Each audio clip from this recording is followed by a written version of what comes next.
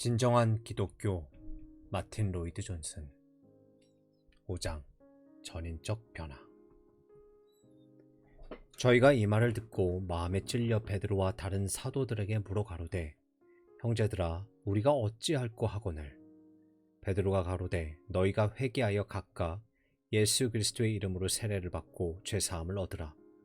그리하면 성령을 선물로 받으리니 이 약속은 너희와 너희 자녀와 모든 먼데 사람 곧 주 우리 하나님이 얼마든지 부르시는 자들에게 하신 것이라 하고, 또 여러 말로 확증하며 권하여 가로되 너희가 이 패역한 세대에서 구원을 받으라 하니, 그 말을 받는 사람들은 세례를 받음에 이날의 제자의 수가 3,000이나 더하더라.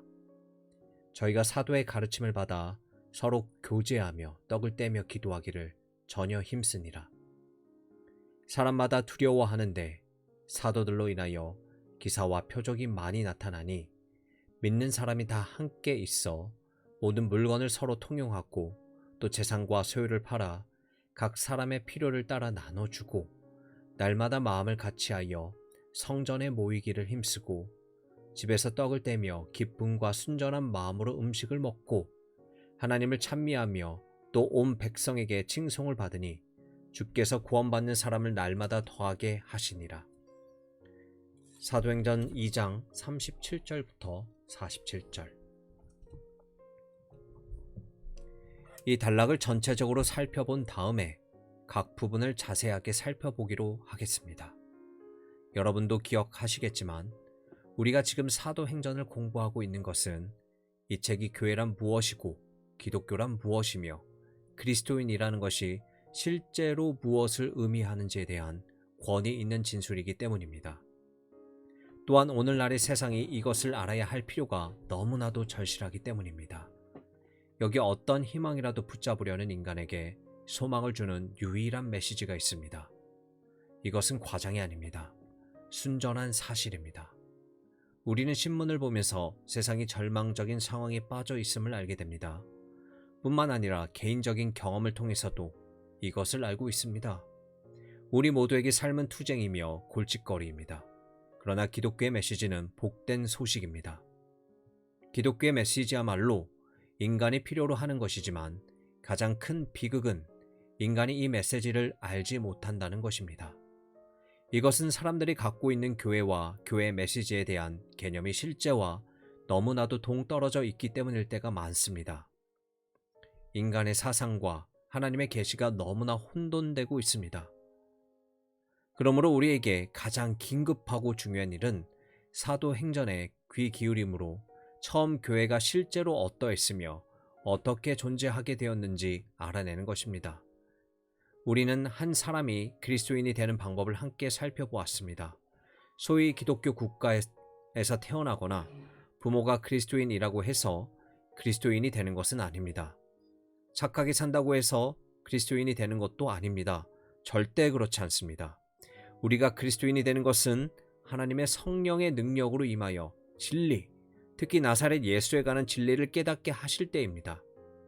그런 후에야 그분이 우리에게 어떤 의미인지 알게 되며 절대적인 순종으로 그분을 의지하게 됩니다. 자신의 죄와 실패와 무능을 고백하고 단순하고 어린아이 같은 믿음으로 그분에 관한 메시지를 받아들입니다. 그 다음에는 어떻게 됩니까? 바꿔 말하면 그리스도인이란 무엇입니까? 사도행전은 여기에 대한 권위 있는 기사를 제공합니다. 그러므로 저는 사도행전의 기록이 얼마나 중요한지 다시 한번 강조하지 않을 수 없습니다. 여기 교회에 관한 최초의 기사가 있습니다. 주께서 구원받는 사람을 날마다 더하게 하시니라. 우리는 오순절 날 제자의 수가 3,000이나 더하더라는 사실을 듣습니다. 이전까지는 120명밖에 되지 않았습니다. 이들은 다락방에 모여 있던 사람들입니다. 교회 핵심인 이들에게 성령께서 임했습니다. 그러자 이들에게 3,000명이 더해졌고 교회가 생겨났습니다. 그렇다면 이들은 어떤 사람이었습니까? 앞에서 말했듯이 여기 교회가 무엇이며 그리스도인이란 무엇을 의미하는지를 보여주는 권위 있는 기록이 있습니다. 여러분은 20세기의 가장 위대한 그리스도인이라 불리는 사람들에 관한 책을 사서 읽을 수 있지만 이 책들은 권위가 없습니다. 우리는 이 사람들과 우리를 포함한 모든 사람들을 초대교회 사람들에 대해 읽은 것을 기준으로 판단합니다. 여기 그리스도인들의 첫 집합체가 있습니다. 저는 스스로에게 묻습니다. 나는 여기에 얼마나 잘 부합하는가? 이토록 확실하게 본 것이 내 안에 있는가? 이 본문을 우리에게 주신 것은 의심할 바 없이 우리로 하여금 스스로를 테스트하고 점검하여 우리가 그리스도임을 확실히 하시려는 것입니다. 그렇다면 그리스도인이라는 것은 무엇을 의미합니까? 먼저 부정문으로 답해 보겠습니다. 제가 이 문제를 다루지 않을 수 없는 것은 지금 진리에 반하는 것들이 엄청나게 쏟아져 나오고 있기 때문입니다. 저는 사실 이 질문에 부정문으로 답하고 싶지 않습니다. 제가 바라는 것은 긍정문으로 답하는 것입니다. 그러나 여러분과 같은 세상에 살고 있는 저로서는 항상 눈을 크게 뜨려고 노력합니다. 이것이 저의 의무인 까닭은 사람들이 어려움과 문제를 알지 못하고는 그들을 도울 수 없기 때문입니다. 그래서 저는 이런 문제들을 다루는 신문 기사를 읽고 라디오를 들으며 텔레비전 프로를 보면서 한 사람을 그리스도인이 되게 하는 것이 무엇인지 생각합니다. 이것을 아주 간단하게 표현하자면 이렇습니다. 제가 여러분에게 백지 한 장과 연필을 주면서 그리스도인이라는 것이 무엇을 의미하는지 각자의 생각을 가능한 짧게 써보라고 한다면 어떤 대답이 나오겠습니까? 사도행전의 본문을 살펴보면 제시되는 답은 오늘날 세상의 대중적 견해와는 너무나 다르다는 것을 인정하지 않을 수 없을 것입니다. 오늘날 제시되는 대중적인 시각들은 이렇습니다. 일반적인 생각은 기독교가 1차적으로 여러분이 취하는 그 무엇이라는 것입니다. 여러분은 그리스도인이 되기로 결심합니다. 그리고 기독교에 발을 들여놓습니다. 여러분은 사교를 비롯해 그 밖에 다양한 것들을 시도해 보았고 이제는 교회를 시도해 봅니다. 물론 이러한 관점은 여러 가지 하위 범주로 세분화될 수 있습니다. 이것들을 다 살펴볼 시간은 없지만 제가 말하고자 하는 의미를 분명히 하기 위해 일반적인 몇 가지만 살펴보겠습니다. 어떤 사람들은 기독교가 전적으로 지적인 영역에서 작용한다고 확신합니다. 이들은 삶과 삶의 문제에 관심이 있는 진지하고 유능한 사람들입니다. 이들은 기독교의 전통적인 가르침이 있음을 알고 있으며 그 가르침을 숙고하는 것이 자신들의 확고한 의무라고 믿습니다. 그래서 이들은 기독교 신앙에 관해 읽으면서 큰 관심을 갖게 되기도 하며 그 가운데 상당 부분을 받아들이기까지 합니다. 그러나 이 모든 것이 지성에만 이루어집니다. 이 모든 것이 이론적입니다. 이들은 기독교를 연구하는 일에서 큰 즐거움은 얻을 수 있고 이러한 연구는 이들의 취미가 될 수도 있지만 그 이상은 아닙니다. 게다가 많은 사람들이 신학적 연구에 자신의 삶을 바치기도 합니다. 이들 학자들과 연구기관들은 종교적 이슈들을 취하여 서로를 논박하거나 지지하는 글을 쓰면서 지적인 논쟁을 벌이는 데 시간을 보냅니다. 이것이 이들 삶의 전부입니다. 그 결과 일반 사람들은 기독교를 일종의 지적인 취미 정도로만 생각합니다. 사람들이 마술이나 드라마나 그 밖의 것들을 선택하듯이 이 이상한 사람들은 기독교라는 지적인 문제를 선택할 뿐입니다. 사람들은 이렇게 말합니다. 제가 보니까 이런 유형의 사람들은 서로 의견 일치를 보지 못하는 것 같아요. 이들은 서로 격렬한 논쟁까지 벌입니다. 물론 이 사람들이 이런 것을 좋아한다면 계속하도록 놔둬야겠죠. 하지만 저로서는 관심이 없습니다. 전혀 없습니다. 이와는 정반대로 어떤 사람에게는 기독교가 순전히 감정의 문제입니다. 이들은 정말 멋진 평안이나 사랑이나 행복을 경험했습니다. 자신들에게는 다른 어떤 것도 필요 없다고 말합니다. 물론 지적인 사람들은 이런 사람에게 경멸합니다. 이들에게 기독교는 순전히 감정일 뿐입니다. 이들은 진지한 논쟁의 대상이 되지 못합니다. 이들은 책도 읽지 않을 뿐더러 책에 관해 토론할 수도 없습니다. 이들은 자신들이 경험했다는 멋진 느낌을 먹고 살아가며 계속해서 그것을 느끼려고 의도적으로 노력합니다. 물론 이러한 비판에 상당한 무게를 실어주는 많은 증거가 있습니다. 그 다음으로는 의지를 전적으로 강조하는 세 번째 그룹이 있습니다. 이 견해에 따르면 사람들이 무슨 생각을 한다고 그 사람이 그리스도인이 되는 것은 아닙니다. 그러므로 사람들의 감정의 유의를 좋아한다면 그것을 즐기도록 놔두십시오. 누가 그리스도인인지 아닌지는 무엇을 하느냐에 따라 결정됩니다. 결정적인 요소는 여러분이 살아가는 방식입니다. 여러분은 인류의 유익을 위해 살고 있습니까? 희생할 준비가 되어 있습니까? 여러분은 정말로 놀랍고 영적인 희생을 위해 성공에 대한 욕망을 버릴 준비가 되어 있습니까? 바로 이것이 사람들을 그리스도인이 되게 하는 것이라고 말합니다. 이것은 인류의 운명을 개선하고 인류를 향상시키려는 의도적인 결심의 문제입니다. 여러분은 이 결심으로 인해 정치가도 될 수 있고 사회 사업가도 될 수 있습니다. 분야는 중요하지 않습니다. 여러분이 봉사하는 자리에 있는 한 무엇을 믿느냐가 무슨 문제가 되겠습니까? 지성은 별로 중요하지 않습니다. 실제로 여러분이 지금과 같은 세상에서 확신할 수 있는 것은 거의 없습니다. 중요한 것은 여러분의 의지와 바람과 여러분이 실제로 하고 있는 것입니다.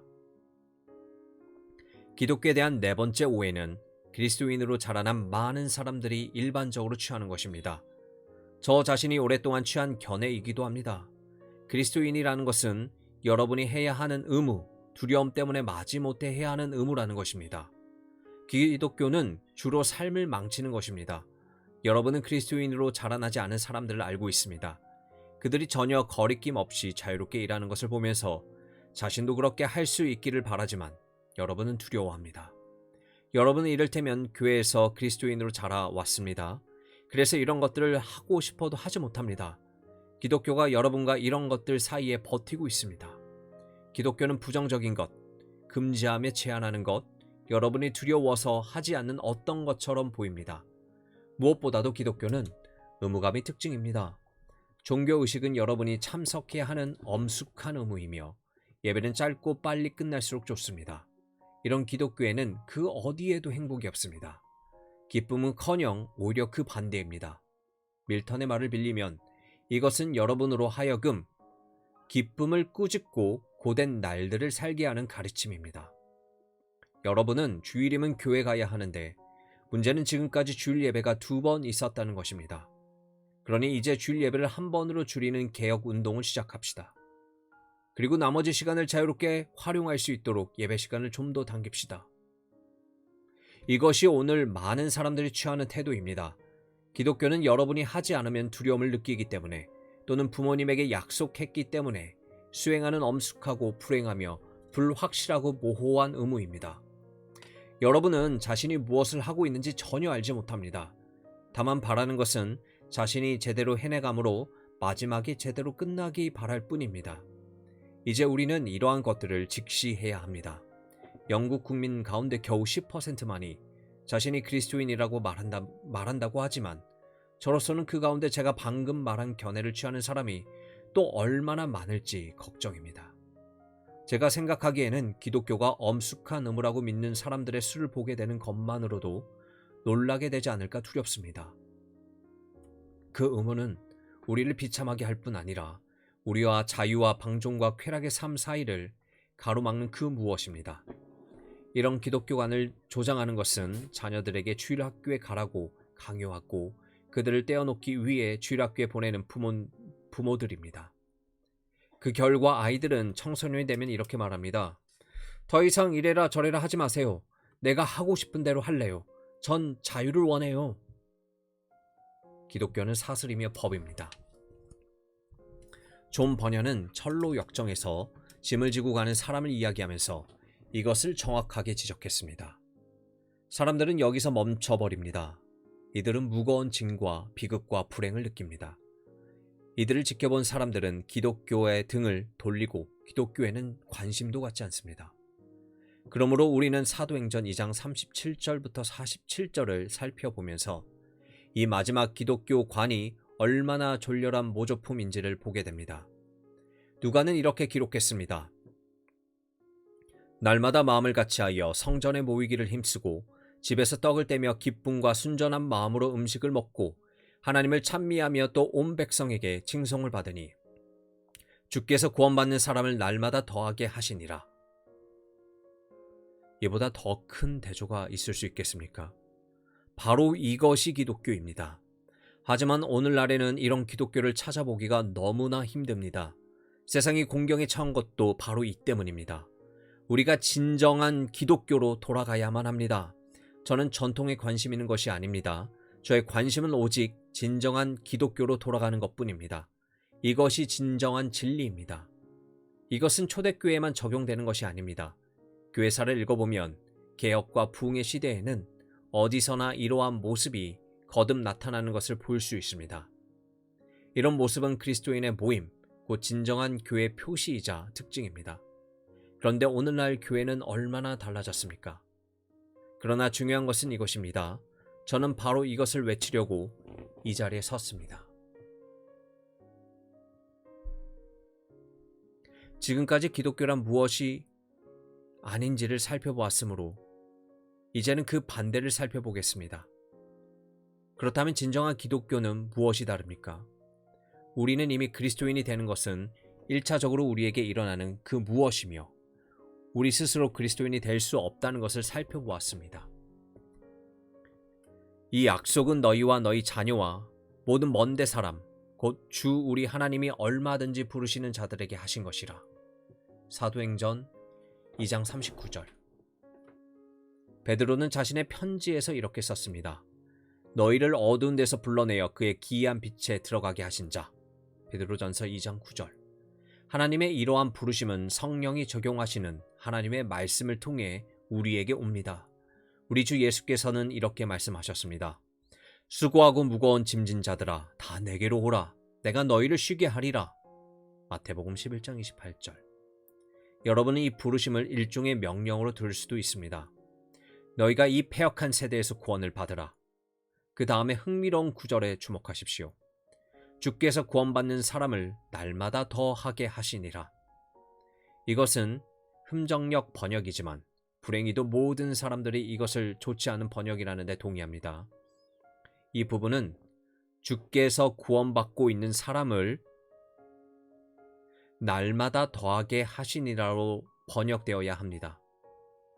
이들은 구원받고 있었고 교회에 더해졌습니다.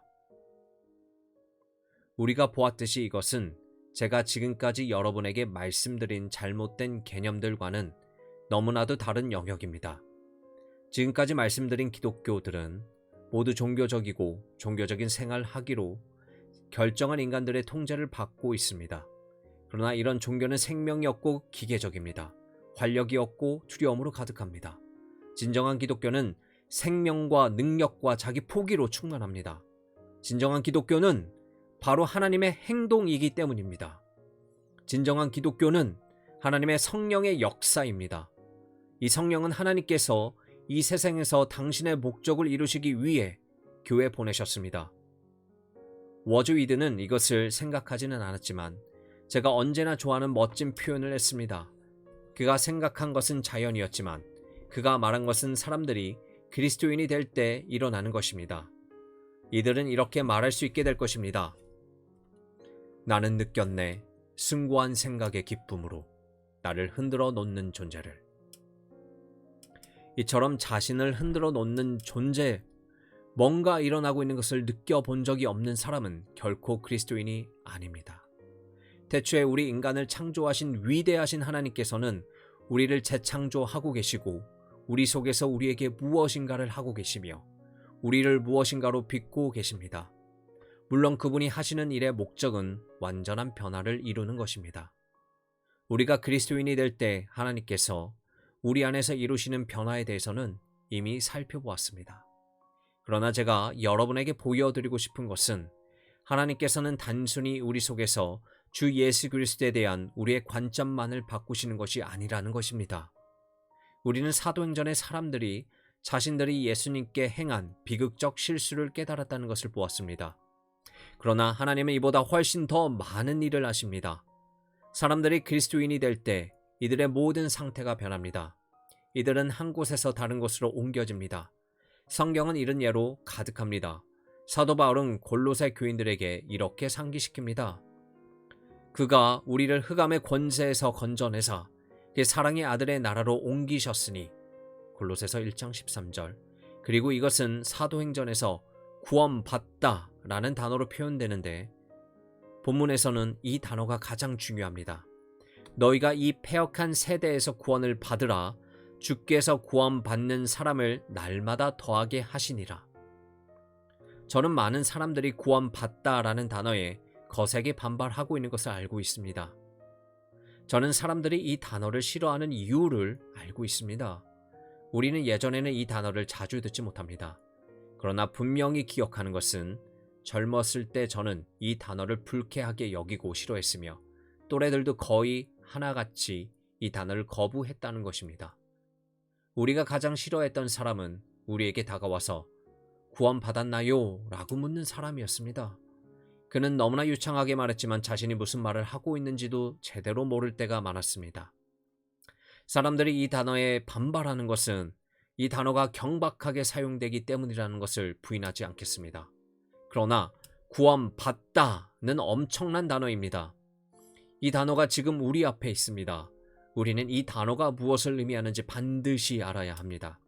그리스도인과 비그리스도인의 차이는 결국 그리스도인이 구원받은 자들에 속하며 비그리스도인은 구원받지 못한 자들에 속한다는 것입니다. 이것은 이와 같습니다. 어떤 집에 불이 났는데 몇 사람이 갇혀 있다고 생각해 보십시오. 창문에 사다리가 걸쳐지고 몇 사람은 구조됩니다. 구원받은 것입니다.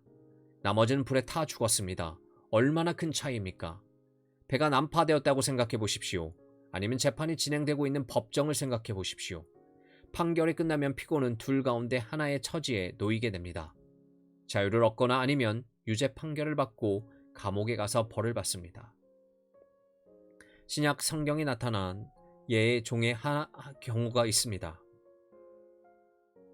종은 전적으로 주인의 다스림과 지배 아래 있습니다. 그러나 누군가 그 종을 사서 해방할 수 있습니다. 종은 해방될 수 있습니다. 자유인이 될 수 있습니다.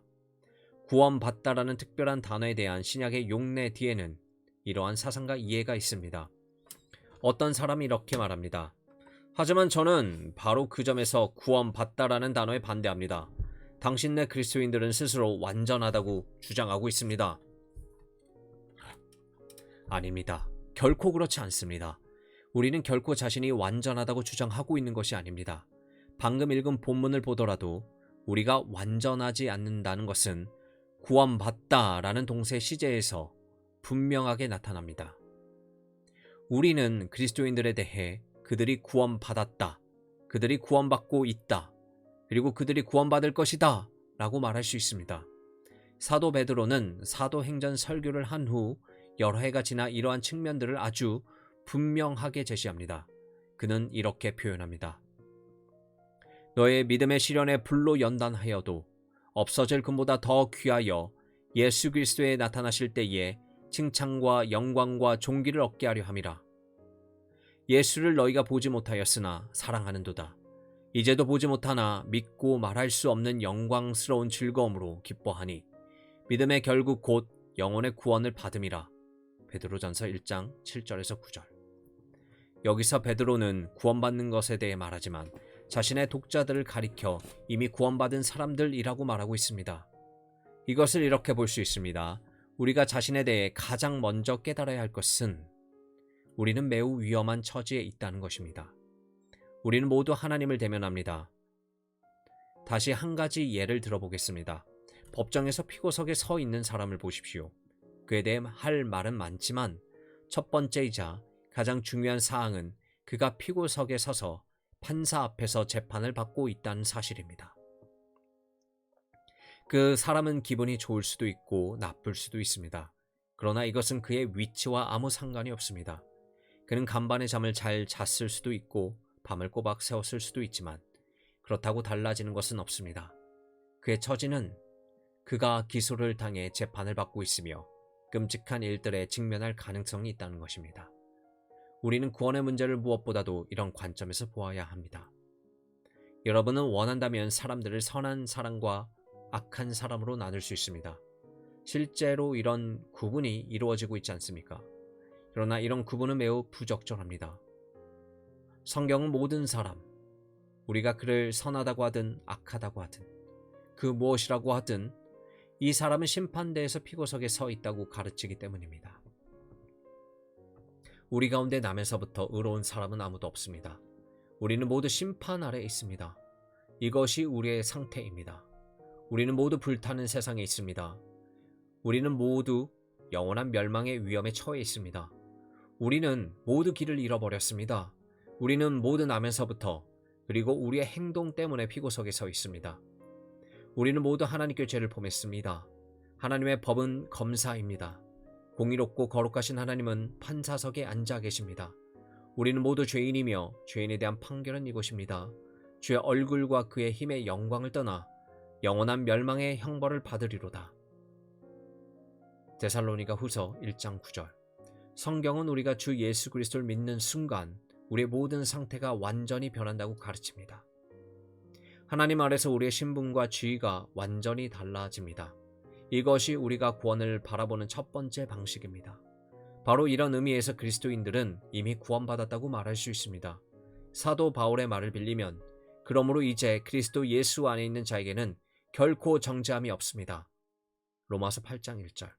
이 가르침에 따르면 하나님이 세상을 이처럼 사랑하사 독생자를 주셨으니 이는 저를 믿는 자마다 멸망치 않고 영생을 얻게 하려 하심이니라.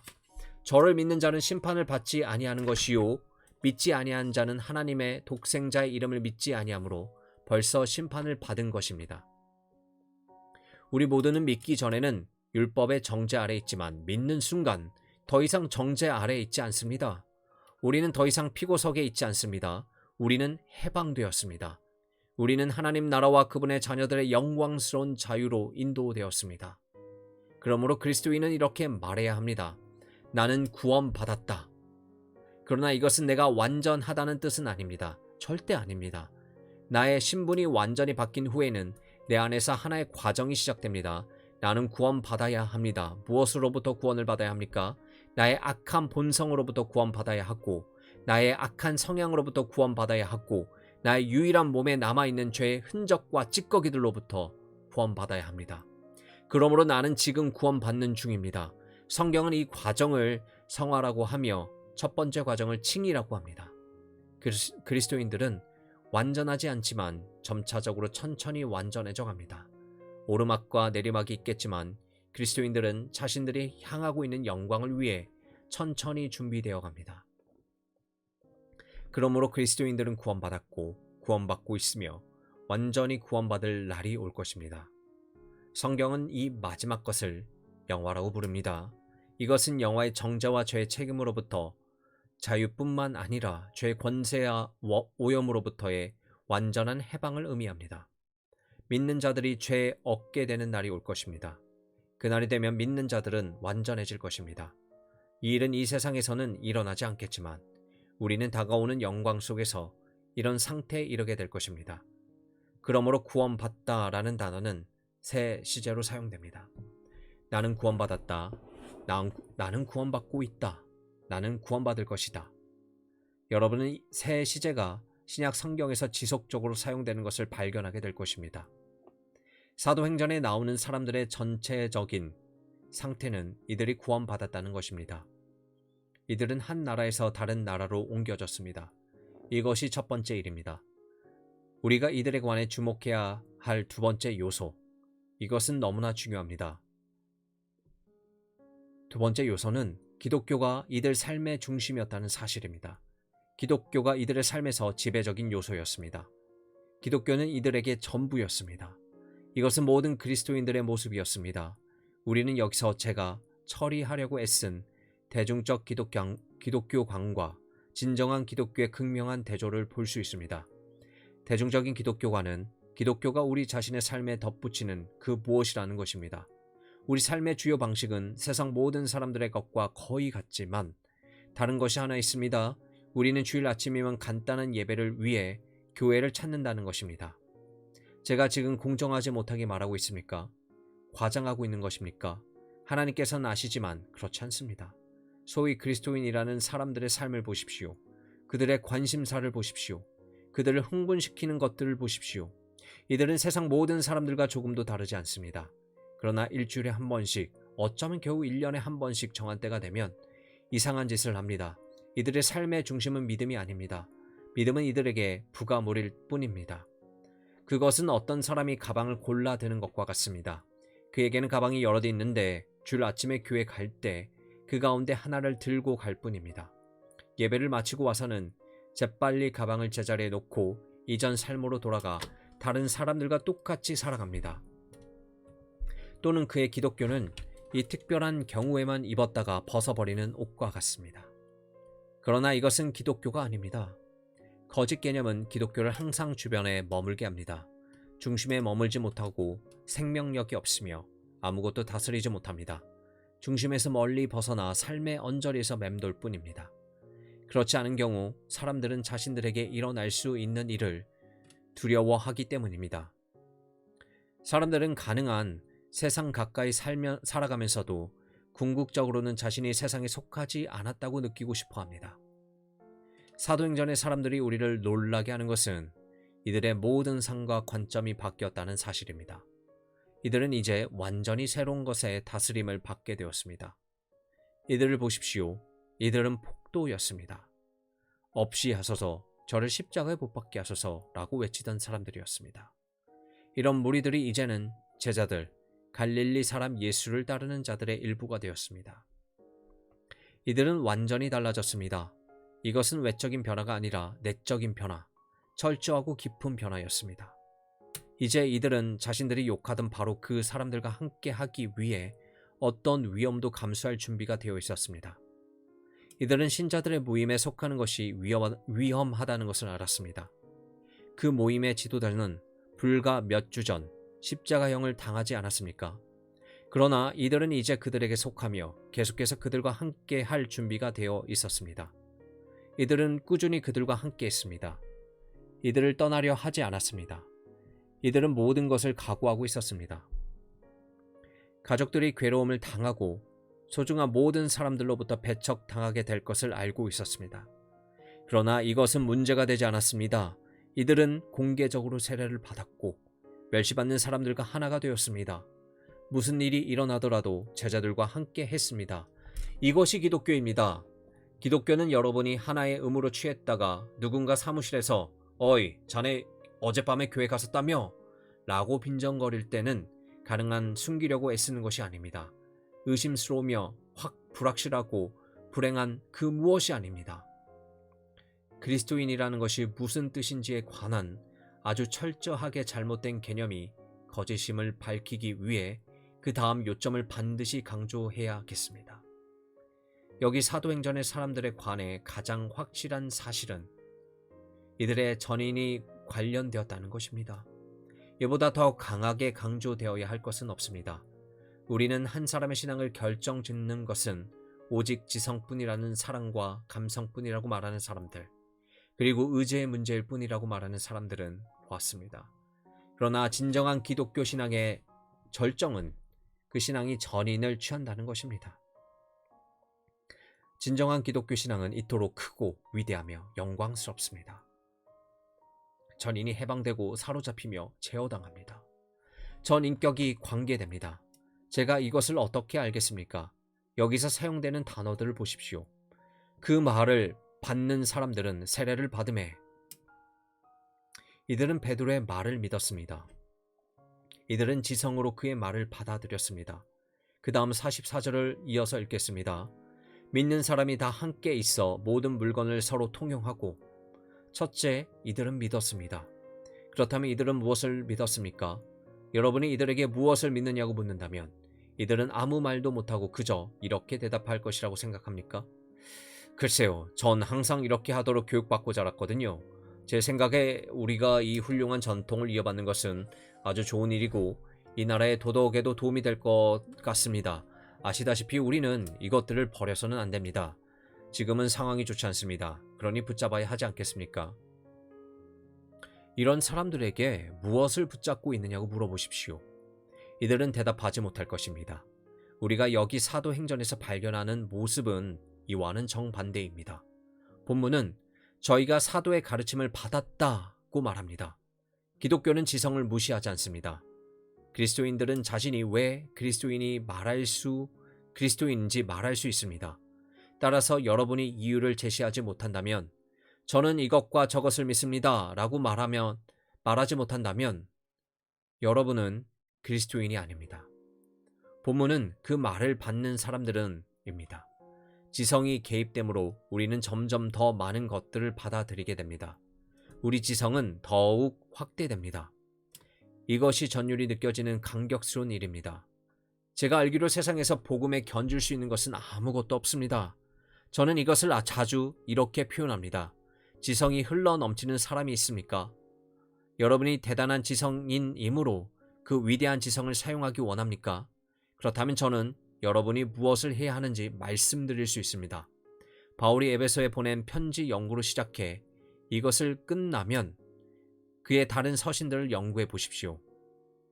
그것들은 그 누구와도 견줄 수 없는 심오한 사상과 놀라운 개념과 심지어 영원과 영원한 영광에까지 확대되는 무한한 진리로 가득합니다.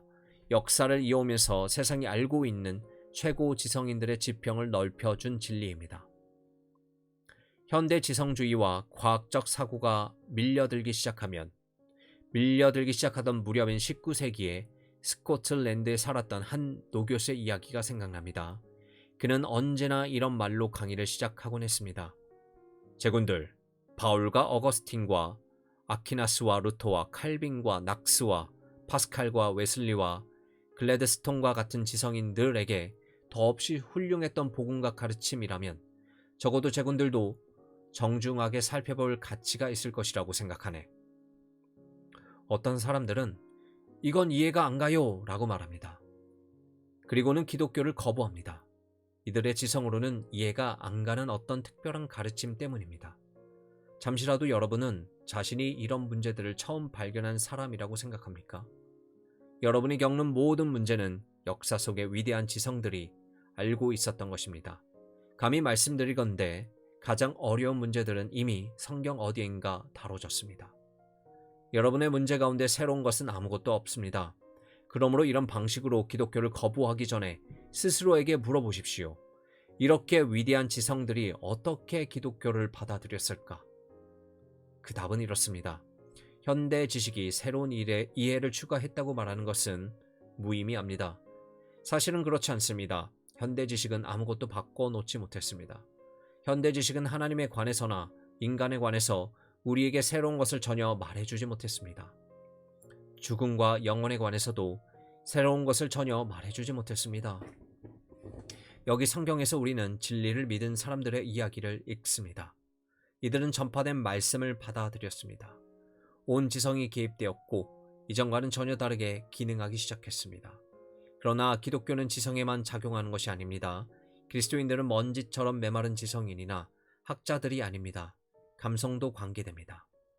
저들이 그의 말을 기쁘게 받더라. 46절 47절에 귀 기울여 보십시오. 집에서 떡을 떼며 기쁨과 순전한 마음으로 음식을 먹고 하나님을 찬미하며 또 온 백성의 칭송을 받으니 이것이 참된 행복입니다. 이것을 벗어나서는 진정한 행복이 없습니다. 기독교가 사람들을 비참하고 불행하게 한다는 생각은 마귀가 퍼뜨린 가장 큰 거짓말입니다. 마귀는 이런 식으로 사람들을 속입니다. 사람들은 이렇게 말합니다. 아, 당신은 종교인이 되셨군요. 비참해질 겁니다. 모든 즐거움을 버리고 지루하고 따분하기 이를 데 없는 것들을 해야 할 겁니다. 종교는 결국 당신의 삶을 망치고 말 겁니다. 평생 불행할 거예요. 우리 함께 세상과 어울려 행복하게 사는 것이 어떻습니까? 이보다 더 잘못된 생각이 있습니까? 세상에 행복이 있습니까? 그러면 어디에 행복이 있습니까? 사람들은 이혼 법정을 드나듭니다. 이들에게서 행복한 기색을 찾을 수 없습니다. 술을 마시는 것으로도 부족해서 점점 많은 사람들이 마약에 손을 대고 있습니다.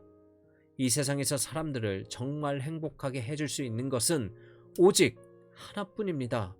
그것은 이 예루살렘 사람들이 믿은 진리입니다. 이들은 이 진리를 지성으로 받아들였을 뿐 아니라 이 진리에 감동했습니다. 행복했고 해방을 느꼈고 기뻐했습니다. 그리스도인이 믿는 성령의 특징은 사랑과 기쁨과 행복입니다. 세상은 너무나 모릅니다. 그러나 이 사람들은 알았습니다. 이들은 박해와 죽음의 가능성에 직면해서도 기쁨이 넘쳤습니다. 이후 모든 시대 모든 지역에서 이것은 진정한 기독교인의 표시였습니다. 생각하는 사람들이 폭탄과 죄의 수치로 가득한 세상에서 진정으로 행복할 수 있습니까? 그럴 수 없습니다. 행복을 찾는 길은 하나뿐입니다. 그것은 이 세상에서 분리되어 다른 삶으로 옮겨가는 것입니다. 그 다른 세상에서 여러분은 세상과 그 너머를 꿰뚫어 보고 다가올 영광을 알게 될 것입니다. 여러분은 사도 베드로와 함께 이렇게 말할 수 있습니다. 그러므로 너희가 이제 여러 가지 시험을 인하여 잠깐 근심하게 되지 않을 수 없었으나 오히려 크게 기뻐하도다. 베드로전서 1장 9절. 사도 바울과 함께 이렇게 말할 수 있습니다. 이 장막에 있는 우리가 짐진 것 같이 탄식하는 것은 고린도후서 5장 4절.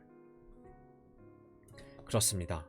과연 우리가 여기 있어 탄식하며 하늘로부터 오는 우리 처소를 덧입기를 간절히 사모하노니 고린도후서 5장 2절. 기뻐하십시오. 즐거워하십시오. 여러분은 지옥에서 벗어났습니다. 여러분은 더 이상 지옥으로 향하지 않습니다. 여러분은 하나님의 자녀입니다. 여러분의 가슴이 감동되었습니다. 여러분은 크고 영광스러운 삶을 살고 있으며 그 삶을 누리고 있습니다. 베드로는 그의 편지에서 이렇게 말했습니다. 예수를 너희가 보지 못하였으나 사랑하는도다. 이제도 보지 못하나 믿고 말할 수 없는 영광스러운 즐거움으로 기뻐하니. 베드로전서 1장 8절. 그렇습니다. 감성이 개입됩니다. 의지도 개입됩니다. 그러므로 초대교회 그리스도인들은 세례를 받았습니다. 저는 이 말씀을 좋아합니다. 저희가 사도의 가르침을 받아 서로 교제하며 떡을 떼며 기도하기를 전혀 힘쓰니라. 이들의 회심은 한 번 스쳐가는 경험이 아니었습니다.